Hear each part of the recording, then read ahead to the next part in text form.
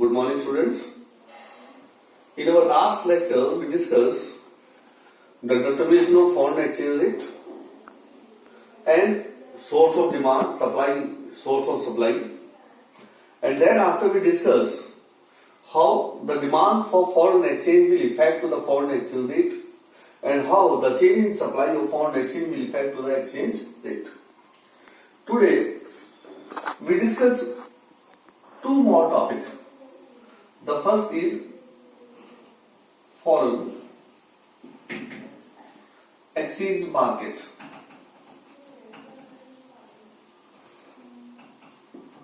What is foreign exchange market? The one marks question. What is foreign exchange market? बहुत simple सी बात है कि market का मतलब क्या है, जहां पर सेल हो परचेज हो, किसी भी सेल हो परचेज, फॉरेन एक्सचेंज यानी विदेशी currency.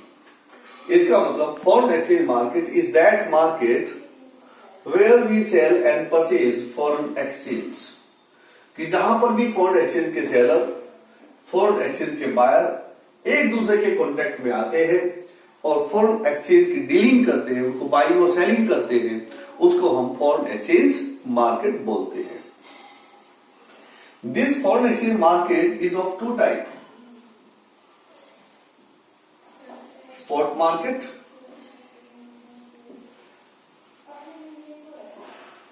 And forward market.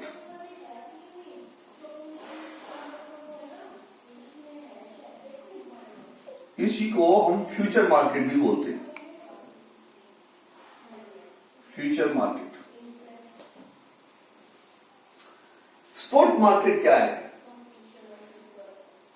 When in the current the buyer of foreign exchange and seller of foreign exchange complete their exchange of foreign currency, that is spot market. क्या मतलब हुआ देखिए कि जब foreign currency के seller और foreign currency के buyer current में ही अपनी डीलिंग को कंप्लीट कर लेते हैं तो उसको हम बोलते हैं spot market.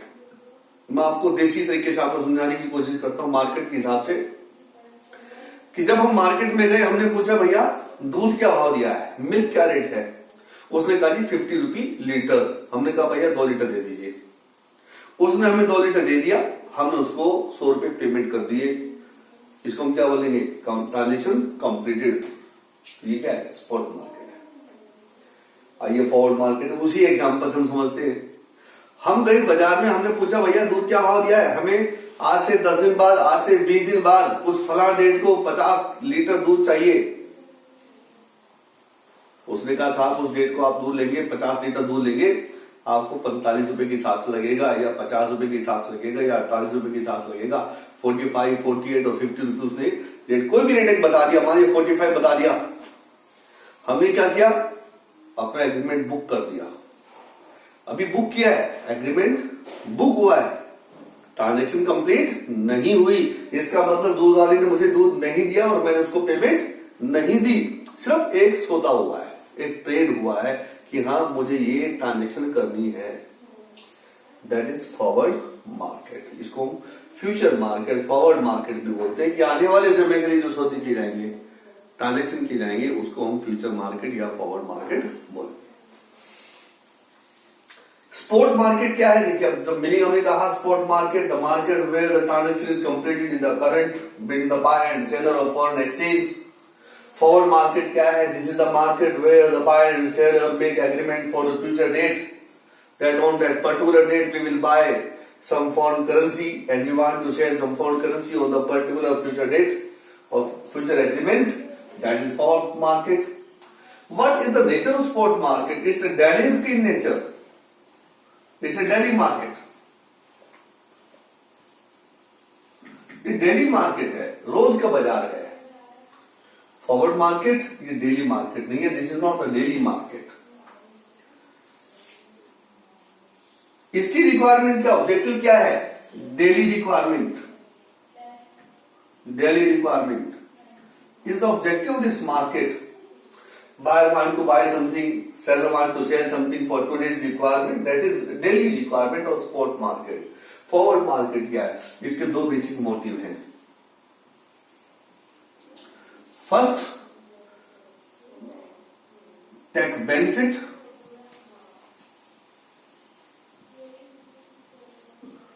for future changes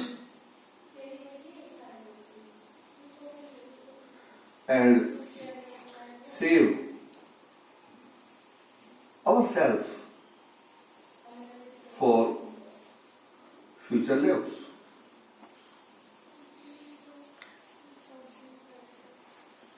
कि दो तरीके हैं इसके, दो ऑब्जेक्टिव आप कह सकते हो कि मुझे फ्यूचर का बेनिफिट लेना है, जिसको हमने पीछे डिस्कस किया था वेंचर कैपिटल, कि मुझे फ्यूचर का बेनिफिट लेना है। मुझे लगता है कि फॉरेन एक्सचेंज रेट हाई होने वाली है, मैंने फॉरेन करेंसी में पैसा इन्वेस्ट कर दिया ये सोचकर कि आने वाले समय में मैं इसका प्रॉफिट बुक कर लूंगा। मैंने एग्रीमेंट कर लिया, मेरे को 5000 करेंसी चाहिए, फॉरेन करेंसी चाहिए, डॉलर चाहिए, उस डेट को चाहिए। एक्चुअल में मुझे फॉरेन करेंसी की रिक्वायरमेंट नहीं है, केवल मैं अपने प्रॉफिट को बुक करने के लिए ऐसा कर रहा हूं कि मेरे को 10 दिन बाद फॉरेन करेंसी चाहिए, 5000 डॉलर चाहिए। आज के रेट में मैंने उसको बुक कर दिया, आज से 10 दिन बाद उसके रेट हाई हो गए, मैंने वो सेल करके निकल गया, तो मेरा क्या हो गया, प्रॉफिट बुक हो गया। तो वो था take benefit for future changes, कि मैं आज फॉरेन करेंसी इसलिए बुक कर रहा हूं ताकि फ्यूचर में मैं उसके प्रॉफिट को बुक करके बाहर निकल जाऊं। दूसरा, save our self for future requirement, future loss. मुझे एक्चुअल में ही 10 दिन बाद पैसे की रिक्वायरमेंट है, फॉरेन करेंसी की रिक्वायरमेंट है, मैंने ट्रेड किया है अमेरिका से, मैंने एक सौदा किया, उसकी पेमेंट मुझे करनी है, लेकिन वो पेमेंट कब करनी है, आज से 10 डेज बाद करनी है। लेकिन मुझे लगता है कि आज से 10 डेज बाद एक्सचेंज रेट हाई हो सकती है, इसलिए मैं वो एग्रीमेंट आज ही कर सकता हूं कि भाई मेरे को उस फला डेट के ऊपर इतनी फॉरेन करेंसी चाहिए, वो बुक कर दिया ताकि फॉरेन करेंसी के रेट हाई होने पर भी मुझे लॉस ना हो। तो वो save our self for future loss. ये डेरिवेशन का नहीं है, ये अनसर्टेनिटी की वजह से है। फ्यूचर अनसर्टेनिटी से सेव करना, फ्यूचर अनसर्टेनिटी के बेनिफिट लेने के लिए फॉरवर्ड मार्केट का यूज होता है, जबकि डेली मार्केट डेली रिक्वायरमेंट के लिए क्रिएट होता है, डेली ट्रांजेक्शन के लिए क्रिएट होता है। तो ये दो मार्केट के टाइप आपके सामने आ गए। फॉरेन एक्सचेंज मार्केट क्या होता है, उसके मीनिंग, उसके टाइप, स्पॉट मार्केट और फॉरवर्ड मार्केट। एक छोटा सा टॉपिक और है, वो मैं कंप्लीट करूंगा, उसके साथ ये लेसन आपका कंप्लीट हो जाएगा। उसके बाद हम डिस्कस करेंगे इसके सीबीएसई बोर्ड में आए हुए क्वेश्चन, जो मैं अपनी नेक्स्ट वीडियो में करूंगा।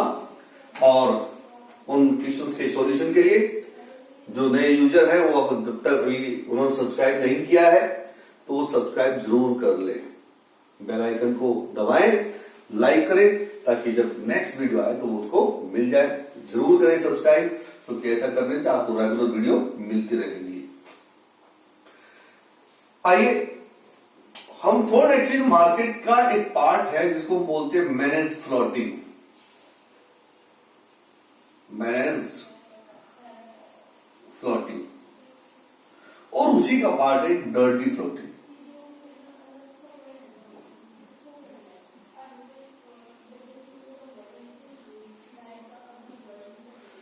जनरली बहुत सारी बुक्स में, बहुत सारे मेटल में, बहुत सारे नोट्स में ऐसा ही लिखा होता है कि manage floating is also defined as dirty floating, but actual दोनों सेम नहीं होती, दोनों में थोड़ा बहुत डिफरेंस है, लिटिल बिट डिफरेंस दोनों में है। मैनेज फ्लोटिंग अलग चीज होती है, डर्टी फ्लोटिंग अलग चीज है। चीज एक ही है, डायरेक्शन अलग अलग है, करने का तरीका अलग अलग है, बस चीज एक है।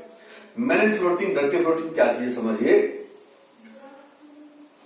जब किसी कंट्री को ये लगता है कि उसकी फॉरेन एक्सचेंज रेट बहुत हाई हो गई है, क्योंकि ऐसा होने से उसके बिल पेमेंट बहुत बढ़ जाते हैं, उसके पेमेंट बिल ज्यादा हो जाते हैं, उसको लगता है कि इसे थोड़ा कम करना चाहिए, तो वो अपनी कंट्री के सेंट्रल बैंक को एडवाइज करते हैं कि जो फॉरेन एक्सचेंज रेट है उसको मैनेज करिए, उसको थोड़ा डाउन लाइए, बहुत हाई जा रहा है, इसको कंट्रोल करिए।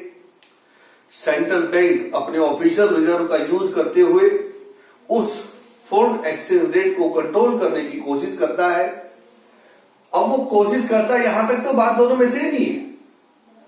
अब उस कोशिश के बाद की बात क्या, उस एफर्ट के बाद की बात क्या है, क्योंकि जितनी भी कंट्री है वो सारी की सारी कंट्री आईएमएफ से बनी हुई है, आईएमएफ से टैग है। इसीलिए जब भी कोई करेंसी अपने एफर्ट से फॉरेन एक्सचेंज रेट को चेंज करना चाहता है तो उसको सबसे पहले आईएमएफ से परमिशन लेनी होती है। आईएमएफ से परमिशन लेने के बाद उसको ऑफिशियली अनाउंसमेंट किया जाता है। ऑफिशियली अनाउंसमेंट करने के बाद स्टेप टू स्टेप वो सेंट्रल बैंक अपने एफर्ट से उस एक्सचेंज रेट को कंट्रोल करता है। तो ऐसे प्रोसेसिंग को हम बोलते हैं मैनेज्ड फ्लोटिंग। क्या बोलेंगे उसको? मैनेज्ड फ्लोटिंग, क्योंकि वो ऑफिशियली तरीके से हुआ है। लेकिन अगर वो फॉरेन एक्सचेंज रेट को कंट्रोल करने का प्रोसेस जो आईएमएफ से परमिशन, ऑफिशियल अनाउंसमेंट और जो कुछ भी किया वो ना करके डायरेक्ट सेंट्रल बैंक मार्केट से अपने ऑफिशियल रिजर्व से यूज करके करेंसी को परचेज और सेल करके अगर एक्सचेंज रेट को इफेक्ट करने की कोशिश करता है तो उसे हम डर्टी फ्लोटिंग बोलते हैं। It clear? डर्टी फ्लोटिंग क्या है? जब बगैर ऑफिशियली अनाउंसमेंट के हम एक्सचेंज रेट को कंट्रोल करने की कोशिश करते हैं, बिना आईएमएफ की परमिशन के हम इसको कंट्रोल करने की कोशिश करते हैं, तो डर्टी फ्लोटिंग है। और जब आईएमएफ की नोटिस में डालकर ऑफिशियली अनाउंसमेंट करके जब हम ये प्रोसेस को पूरा करते हैं तो उसको बोलते हैं मैनेज्ड फ्लोटिंग। ठीक है? तो ये दोनों का डिफरेंस थोड़ा सा ही है। दो तीन तीन नंबर के, एक नंबर के, तीन नंबर के टॉपिक ये जो पूछे जाते हैं कि what is managed floating, what is dirty floating. ठीक है? वो तो आप उसको इसी तरीके से आप समझाइएगा कि मैनेज्ड फ्लोटिंग क्या है और डर्टी फ्लोटिंग क्या है। Is it clear? तो ये आपका जो फॉरेन एक्सचेंज मार्केट था वो सारा कंप्लीट हुआ। मैं एक बार रिवाइज कर देता हूं कि पूरे लेसन में क्या क्या चीजें हैं। सबसे पहला फॉरेन एक्सचेंज का मीनिंग क्या होता है, what is foreign exchange, refer to foreign currency. तो उसके बाद हम फॉरेन एक्सचेंज रेट पे आते हैं कि फॉरेन एक्सचेंज रेट क्या है, क्या चीज होती है, उसका मीनिंग बताइए। कितने टाइप की होती है? फिक्स और फ्लेक्सिबल। फिक्स का डिटर्मिनेशन कैसे होता है? टू कंट्री की म्यूचुअल अंडरस्टैंडिंग के साथ होता है, गोल्ड स्टैंडर्ड सिस्टम के अकॉर्डिंग होता है और इसको बेटन मोड सिस्टम से भी इसको एडजस्ट किया जाता है। दूसरा फ्लेक्सिबल एक्सचेंज रेट सिस्टम कि फ्लेक्सिबल एक्सचेंज रेट सिस्टम क्या है? वो सिस्टम है जो अपर मार्केट में, इंटरनेशनल एक्सचेंज मार्केट में डिमांड और सप्लाई की इक्वलिटी से डिटरमिनेट होता है, उसको फ्लेक्सिबल एक्सचेंज रेट सिस्टम कहते हैं। उसको हमने ग्राफ से एक्सप्लेन किया। उसके बाद आप source of demand and source of supply हमने आपको बताया कि डिमांड के सोर्स कौन कौन से हैं, सप्लाई के सोर्स कौन कौन से हैं। उसके बाद मैंने बताया आपको कि नेगेटिव रिलेशनशिप है एक्सचेंज रेट और डिमांड का, पॉजिटिव रिलेशनशिप है एक्सचेंज रेट और सप्लाई का। उसको हमने एग्जांपल से आपके सामने प्रेजेंट किया। फिर हमने उसके बाद बताया कि डिमांड के इंक्रीज और डिक्रीज होने का फॉरेन एक्सचेंज रेट पे क्या इफेक्ट पड़ता है, और इसी प्रकार से फॉरेन करेंसी की सप्लाई अगर इंक्रीज और डिक्रीज होती है तो उसका फॉरेन एक्सचेंज रेट पे क्या इम्पैक्ट होता है। फिर हमने आपसे डिस्कस किया डेप्रिसिएशन और एप्रिसिएशन का। डेप्रिसिएशन और एप्रिसिएशन क्या चीज होती है? एप्रिसिएशन का मतलब होता है rise in the rate of foreign exchange rate और डेप्रिसिएशन का मतलब होता है fall in the rate of foreign exchange rate. लेकिन कब? डिमांड और सप्लाई के चेंज होने की वजह से। ऑटोमेटिक डिमांड सप्लाई के चेंज होने से अगर रेट हाई हो जाते हैं तो एप्रिसिएशन बोलते हैं और रेट डाउन हो जाते हैं उसको डेप्रिसिएशन बोलते हैं। लेकिन वही बात अब जहां समझिए मैनेज फ्लोटिंग कि जब सेंट्रल बैंक के एफर्ट से अगर एक्सचेंज रेट डाउन हो जाती है तो उसको हम बोलते हैं devaluation of foreign exchange rate. क्या बोलते हैं इसको? डिवैल्यूएशन। कि गवर्नमेंट चाहती है कि हमारी खुद की करेंसी सस्ती हो जाए compare to the international market, तो और ऐसा करने के लिए मैनेज फ्लोटिंग करती है या डर्टी फ्लोटिंग करती है। तो जो भी कोई भी इसमें से रिसोर्स यूज किया जाए, सोर्स यूज किया जाए, लेकिन जानबूझ के किया गया है, गवर्नमेंट अपने एफर्ट से किया है, तो उसको हम डिवैल्यूएशन ऑफ फॉरेन करेंसी बोलेंगे। और यदि जानबूझ के करेंसी को महंगा किया जाता है तो उसको रिवैल्यूएशन ऑफ फॉरेन करेंसी या डोमेस्टिक करेंसी बोलेंगे। तो ये डिफरेंस है जो आपको ध्यान रखना है। डिवैल्यूएशन क्या होता है, डेप्रिसिएशन, दोनों में ही वैल्यू फॉल होती है। डिवैल्यूएशन जानबूझ के किया गया है, डेप्रिसिएशन अपने आप हुआ है। इसी प्रकार से एप्रिसिएशन अपने आप हुआ है, फॉरेन करेंसी के रेट हाई हुए हैं या डोमेस्टिक करेंसी के रेट हाई हुए हैं, जो भी एप्रिशिएट हुई है। रिवैल्यूएशन का मतलब क्या है? हाई हो जाना, लेकिन जानबूझ के हाई करना, चाहे वो फॉरेन करेंसी को हाई करे चाहे अपनी करेंसी को हाई करे रेट, तो वो रिवैल्यूएशन होता है। उसके बाद मैंने आपको बताया मैनेज फ्लोटिंग क्या है, डर्टी फ्लोटिंग क्या है। उसके पहले मैंने बताया आपको फॉरेन एक्सचेंज मार्केट क्या होता है, उसके कौन कौन से टाइप, उनकी नेचर क्या है, स्पॉट मार्केट क्या है, फॉरवर्ड मार्केट क्या है। तो ये मैंने कंप्लीट लेसन आपके सामने प्रेजेंट किया है। मेरी नेक्स्ट वीडियो में आप जरूर बने रहिए, बहुत ही इंपॉर्टेंट है वो, क्योंकि आपको फाइनल एग्जाम की प्रिपरेशन करनी है। तो 2007 से लेकर 2020 तक 13 साल में जितने भी सीबीएसई क्वेश्चन आए हैं बीओपी, बैलेंस ऑफ पेमेंट और फॉरेन एक्सचेंज रेट से, वो सारे के सारे मैं आपके साथ डिस्कस करूंगा। आप मेरी नेक्स्ट वीडियो में बने रहिए। बिल्कुल नहीं, उसको छोड़िए और चैनल को सब्सक्राइब कीजिए, लाइक कीजिए और बेल आइकन को दबाइए ताकि आपको वीडियो तुरंत मिल जाए, नोटिफिकेशन मिले। Thank you, have a nice day.